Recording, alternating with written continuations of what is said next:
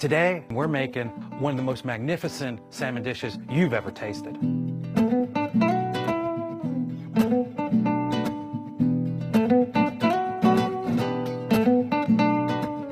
We're going to start with a unique flavor profile that's indigenous to the southern France region, herb de Provence. Now, there are about as many varieties herb de Provence as there are grandmothers making it in the kitchen.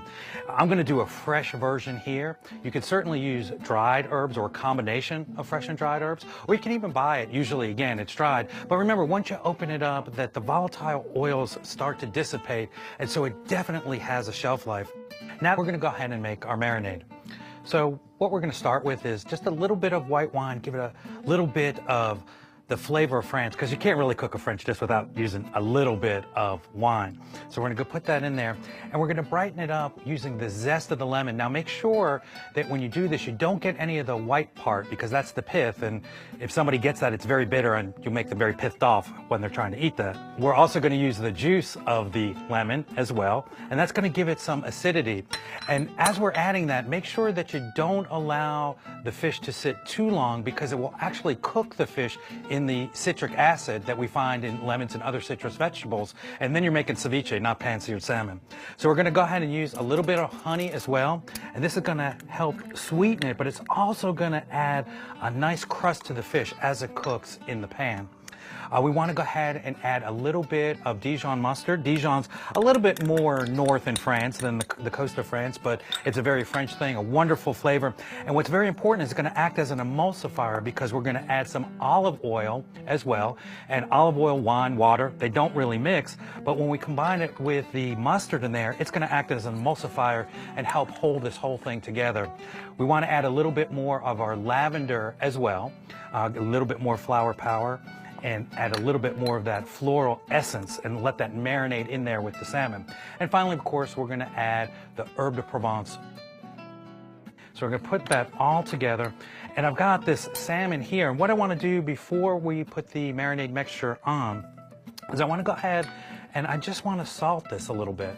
And I want to take this marinade that I've got here, and I just want to go ahead and reserve about half of it. And we're going to use that as a dressing at the end. We're going to take the other half that we're going to use as our marinade, and to that, we're going to add just a little bit of chopped garlic. Again, classic flavors of Mediterranean cuisine.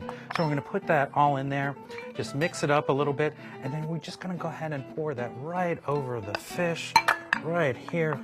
I'm just going to do that, and we're just going to let this sit for about at least an hour, preferably several hours. And now we're ready to put our dish together. So we have this, look at just this beautiful wild sockeye salmon fillet that's been marinating with lavender, Dijon, all sorts of herbs and spices. We want to get a nice sear on it, so we're going to just lay that skin side up so we get a nice brown on that. And while that's cooking, we're going to go ahead and do our heirloom tomato salad. So I've got some scapes here, which are absolutely intense in the garlic flavor.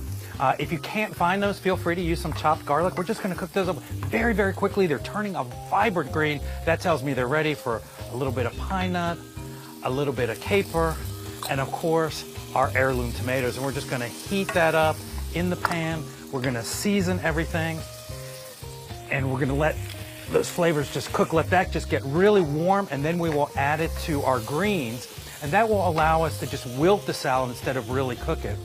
And I really like heirloom tomatoes because, as you can see, they're funny shapes. They're odd, like me. And the reason that they're odd is that they were grown for flavor, for taste, for texture, not mechanical harvesting. So we've got our tomatoes over here. They're all done. We are just going to go ahead and bring our greens over here. And then by pouring the hot oil and the tomatoes on top here, what we've done is that we're just going to go ahead and wilt our greens very, very lightly. Nice warm salad. So good, so delicious for a summer day. But if you're cooking in winter, it's going to warm you up as well, too. And then we're just going to turn our salmon, and then we're going to cook it from the bottom up. Look at that beautiful golden finish on the salmon. That's what we're looking for. And you want to cook it, you can actually follow it, let that skin crisp up, and you'll see the top of the salmon just start to flake away. That's when we know it's done, it's tender, it's juicy, it's not overcooked. And that means it's going to be super scrumptious and super good for us. Absolutely gorgeous this looks, and we can just dress it up with a little fresh microgreens. If you like, you can use the reserved marinade that we made and use that as a little sauce, either on the side, on top of the salmon. It actually makes a delicious, absolutely scrumptious dressing for the salad underneath as well. That's how all these flavors come together. This is French cooking at its finest and at its healthiest.